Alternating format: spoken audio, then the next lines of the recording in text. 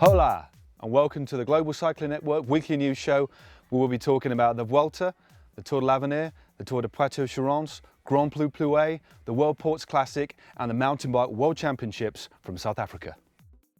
The first 9 stages of this year's Vuelta have been absolutely amazing. It's been racing from the off. There's been 8 different stage winners, and the red jersey has changed hands no more than 5 times. We had Janet Brakovic early on in the race after the team time trial, then over to Vincenzo Nibali. Horner then took it over, back to Nibali, and then Roach took it over, only to concede it to Daniel Moreno on yesterday's uphill finish. But he's only conceded it by 1 solitary second, so it's very, very tight at the top. For me, it's difficult to pick a highlight stage, but for us at GCN, Stage 6 was wonderful. Stage 6 was punctuated by an amazing breakaway from Tony Martin from Omega Pharma Quickstep. Now that guy can time trial, but to hold the peloton off for nearly 175 kilometres was absolutely astounding. But his world came crashing down 50 metres from the line when Michael Morkov of Saxo Tinkoff took the stage in a superb sprint in the Danish National Championships jersey after a bit of an impromptu lead out from Fabian Cancellara. And I must admit, me and Tom here behind the camera were jumping up and down on the spot to see one of our Rider Diaries guys win the stage.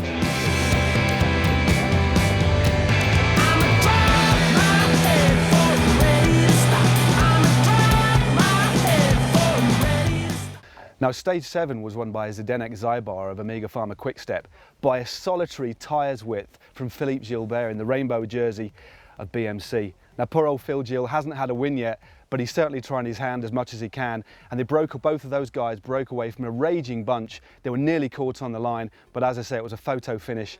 Disappointment for Phil Gil, but he's certainly on form for the rest of the season, and definitely a dark horse for the World Championships.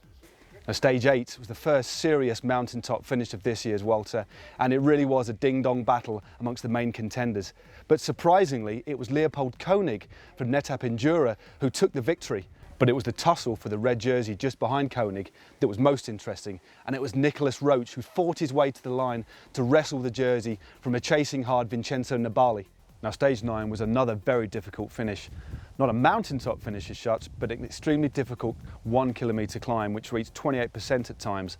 Now, this suited the diminutive Daniel Moreno of Katusha down to the ground, and he surged away, as he did in Flèche Wallonne this year, from a very, very select group of riders to wrestle the red jersey from Nicolas Roach's shoulders by a solitary 1 second.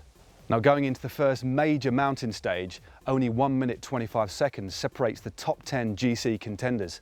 So, who do you think it's going to be in red in Madrid? Leave your comments down below. Now, although not a Pro Tour race, the Tour de l'Avenir was also held this week. Now, for those of you who don't know and aren't familiar with the Tour de l'Avenir, that literally translates as the Tour of the Future. It's essentially a mini Tour de France for riders under 25. Now, the race was actually won by the Spaniard Ruben Fernandez, but the other 2 riders of note were the siblings Simon and Adam Yates of Great Britain. Now, Adam Yates took 3rd overall, and Simon Yates took back-to-back victories on 2 stages. They're definitely 2 names to watch for the future. Now, the 4-day Tour de Poitou-Charentes was won by none other than Tommy VOECKLER of Europcar. Now, we're used to seeing Tommy in the mountains in numerous breakaways, normally with his tongue hanging out to one side. A bit of a housewife's favourite as well, but on this occasion, he smashed the individual time trial by 23 seconds en route to a surprising victory. So what do you think? Tommy V, a dark horse for the Worlds? Please leave your comments down below. And over in the Grand Prix Plouay, it was the wonderfully coiffured Filippo Pozzato of Lampre Merida who took the victory.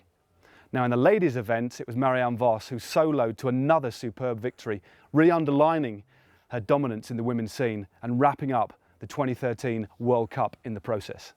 Now, down in South Africa, it was the Mountain Bike World Championships, and in the downhill men's, it was none other than South African GREG MINNAAR who took his 3rd rainbow jersey on home soil. Now, the 31-year-old is rumoured to have said he's going to retire if he won. Now, again, what do you think? Should he retire? Should he stay? On the comments board, please.